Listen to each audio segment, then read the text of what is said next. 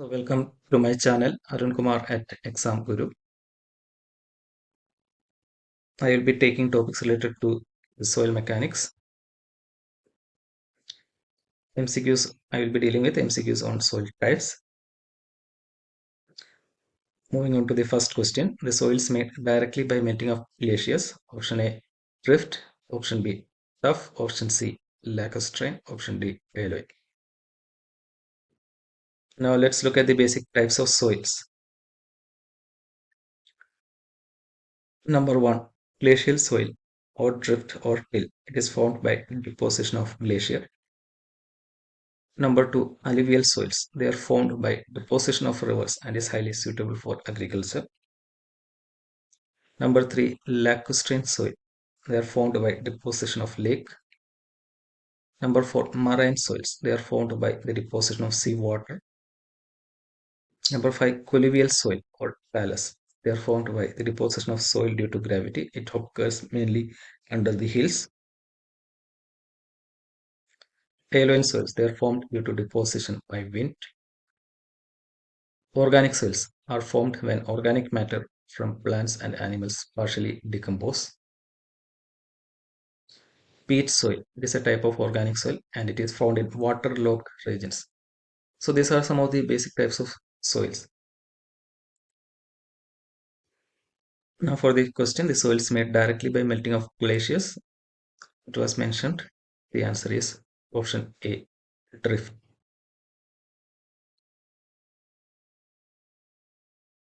Second question, cohesive soils are formed due to option A, oxidation, option B, hydration, option C, physical disintegration, option D, chemical disintegration. Now, the classification, the soil classification based on origin of parent rock. Based on that, there are two classifications. One is residual soil. Now, if the soil is formed at or near the parent rock, the soil is called residual soil. The example is laterite. Transported soil. If the soil is formed at places far away from the parent rock, the soil is called transported soil. The example is loess. If you look at this figure, this is the parent rock, and you can see transported soil and residual soil. Residual soils are formed just near to the parent rock. Transported soils are formed away from the parent rock. If you look at the formation of soil, the processes that are involved, there is physical disintegration and chemical disintegration. Now, what is physical disintegration? Mechanical weathering of rocks due to physical process, that is known as physical disintegration. Chemical weathering of rocks due to chemical reactions with minerals of the rock, so that is chemical disintegration. Now looking into details of physical disintegration and chemical disintegration of parent rocks. So this is the parent rock. Physical disintegration of parent rock results in coarse grained soil. The chemical and the factors that affect the physical disintegration are abrasion action of water, spreading of roots, temperature changes, freezing and thawing action of ice. These are the four main factors that leads to physical disintegration of the parent rock. Looking at the chemical disintegration, it leads to the formation of cohesive soils. And the factors that affect chemical disintegration are carbonation, that is reaction of the rock with CO2, oxidation, the reaction of the parent rock with oxygen, hydration, the reaction with water, and hydrolysis, the reaction by hydrogen ions, H plus and hydroxyl ions after the water dissociates.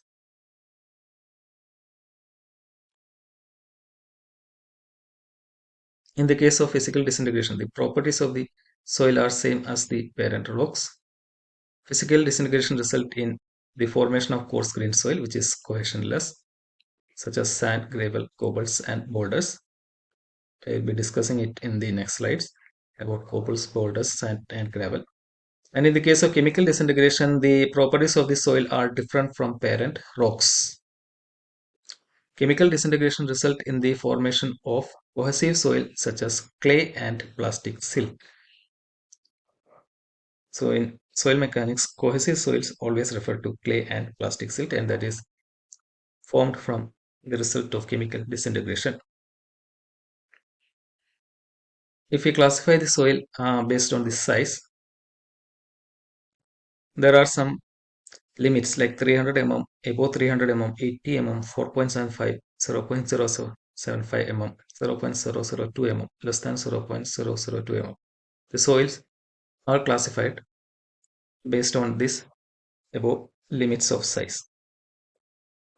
Now boulders is the first category of soil which has maximum size, and the size of the boulders is greater than 300 mm. Next category is cobbles. Cobbles lie between 80 mm and 300 mm. Gravels lie between 4.75 mm and 80 mm. Sand lies between 0.075 mm and 4.75 mm. Silt lies between 0.002 mm and 0.075 mm. Clay lies below 0.002 mm. Now, there is a demarcating line for fine grained soil and coarse grained soil, and that demarcating line is at 0.075 mm. Coarse grained soils are those soils which is greater than 0.075 mm. Fine grained soils are those soils which is less than 0.075 mm. So under fine grained soil, the type of soils that come are clay and silt. Under coarse grained soil, the type of soils that comes are sand, gravels, cobbles, and boulders. So for the second question, the cohesive soils are formed due to. So we have discussed it is chemical disintegration. The option A is oxidation, option B is hydration. A and B are part of chemical disintegration. So the correct answer will be option D, chemical disintegration. Now third question, the soils that offer greatest resistance to penetration of drilling tools during penetration. Option A, hardpans. Option B, cobbles. Option C, boulders. Option D, gravel. We have learned some basic types of soil in the beginning. There are some other types of soil like bentonite. It is a type of clay with high percentage of clay mount or loanite, formed from decomposition of fly ash and has high water absorption, swelling, and shrinkage characteristics. Then we have caliche. It consists of gravel, sand, and silt bound by calcium carbonate. Loam. It consists of clay, sand, and silt. Hardpans are types of soil that offer greatest resistance to the penetration of drilling rods and are dense, well-graded cohesive aggregates. Laterites are residual soil formed in tropical regions. Loess is the wind-blown deposit of silt. Marl is marine clay of greenish color. Muram consists of disintegrated rocks or shale. Tuff is a fine organic soil formed from volcanic eruptions. Kankar is impure form of limestone. Varved clays are sedimentary deposits consisting of alternate layers of silt and clay. These are the other types of soil. The soils that offer greater resistance to the penetration of drilling tools during penetration is option A, hard pans. The fourth question, the ratio of volume of voids to total volume of soil is option A, void ratio, option B, porosity, option C, water content, and option D, degree of saturation. Now if we take a sample of soil and look at its microscopic view, it will consist of soil, solids, and voids. You can see there will be gap between the soil solids. So the gap is voids. Now if we consider a soil sample in a beaker, this is the microscopic view of a soil sample in a beaker.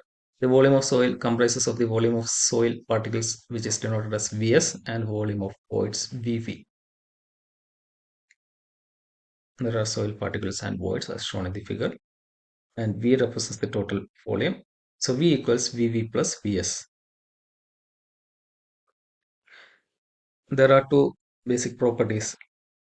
One is void ratio. It is denoted by the letter E. E equals Vv by Vs, that is volume of voids to volume of the soil particles or solid particles. And second one is porosity, denoted by the letter N, that is volume of voids to total volume. Now the relationship between porosity and void ratio is given as N equals E by 1 plus E. Now if we consider further cases, the voids VV will be filled with air or water or both. There are three cases for the volume of voids. So the left hand side of the beaker shows the height representing the total volume of voids. The right hand side shows the total volume. Now there is case 1, that is partially saturated soil. In the partially saturated soil, a portion of the soil is filled with water and the remaining will be filled with air. So the voids VV is partly filled with air and water. So that is partially saturated soil. VV equals VA plus VV. The second case, fully saturated soil. You can see here the entire voids is filled with water. That is VV equals VW. So you can see from this figure also VV equals VW and V equals 0. That is was the fully saturated case. The third case is dry soil. You can see here in the case of dry soil, the entire voids are filled with air. So V equals VA and VW is 0. And these are the three types of soil based on whether the voids are filled with air or water. Now let's define a new term, new property, degree of saturation S. It is denoted as VW by VV into 100, where VW represents the volume occupied by water and VV represents the volume of voids. The first case, that is partially saturated soil, VV equals VA plus VW. So S equals VW by VV into 100 and it is less than 100% because denominator value is greater than numerator value. The value will be less than 1. The second case, fully saturated soil, where VV equals VW. So the ratio will come out to be 1. So the value of S equals 100%. Third case, dry soil. The voids VV is filled only with air. So VV equals VA and VW equals 0. So when VW equals 0, the value of S comes out to be 0. Now the ratio of volume of voids to the total volume of soil is, the right answer is option B, porosity. The question number 5, which one of the following gives the decreasing value of densities of soil sample? Option A, saturated, submerged, wet or bulk, dry. Option B, saturated, wet or bulk, dry, submerged. Option C, submerged, wet or bulk, dry, saturated. Option D, saturated, submerged, dry, wet or bulk. So what are these terms? Saturated, submerged, wet or bulk and dry densities. Density is the ratio of mass to volume of any material. Saturated density applies to saturated conditions of the soil. It is denoted by gamma sat. That is notation. Bulk or wet density, gamma B, it refers to partially saturated soil. Dry density, gamma D, refers to the dry soil. Submerged density, gamma submerged, is used when the soil is completely submerged. Now let's look at the 4 cases of this gamma sat. Now when it is fully saturated soil, that is all the voids are filled with water. Now partially saturated soil, when some voids are filled with water, denoted by gamma B. Fully dry soil, there is no voids filled with water. Submerged soil, when the entire soil is submerged underwater. Now if you look at this submerged soil clearly, what happens? Soil particles subside down in the case of submerged soil. Because of water, the weight of buoyancy will be acting and hence the weight of the soil particles will be less because it is submerged condition. Now when we compare gamma sat and gamma B, if you look at these two figures, two beakers, and when we compare the level of water, so in both these beakers there is weight of soil particles and weight of water. Now gamma sat will be greater than gamma b. If you can see from this beaker, first beaker the water is up to the full level, and in the second beaker it is not up to the full level. So based on the weight of water, weight of soil particles will be same in both the beakers. Level of water is more, so gamma sat is greater than gamma b. Now when you compare the second beaker and the third beaker, gamma b will be greater than gamma d because there is no water in the third beaker. So obviously gamma b will be greater than gamma d. Now when we compare gamma d with gamma submerged, the weight of salt is reduced due to buoyancy, and hence gamma submerged will be the least. So the order will be gamma sat greater than gamma b greater than gamma d greater than gamma submerged. So the right answer for this question will be option B. So thank you. Like, share, and subscribe.